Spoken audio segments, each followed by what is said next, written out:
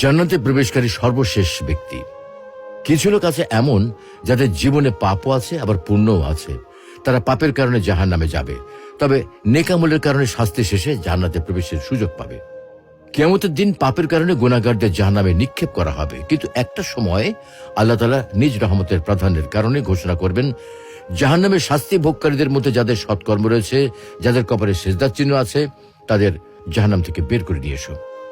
আল্লাহ রাব্বুল আলামিনের এই আদেশ পাওয়া মাত্র ফেরেশতাগণ কিছু মানুষকে জাহান্নাম থেকে বের করে নিয়ে আসবেন, তাদের এক বিশেষ প্রকারের পানি দ্বারা গোসল করাবেন। আর এই সর্বশেষ ব্যক্তিটি হামাগুড়ি দিয়ে জাহান্নাম থেকে উঠে এসে একটা সুন্দর গাছ দেখতে পাবে। তখন সে ওই গাছটা ছায়ায় বসতে চাইবে, সেখানে একটু পানি পান করতে চাইবে, বলবে এর বেশি কিছু আর চাইবো না। একটু পর আরেকটা গাছ দেখবে, সেটা হচ্ছে আর একটু সুন্দর, তখন ওটা ছায়ায় বসতে চাইবে, বলবে শুধু ওইটুকুই চাই, আর কিছু লাগবে না।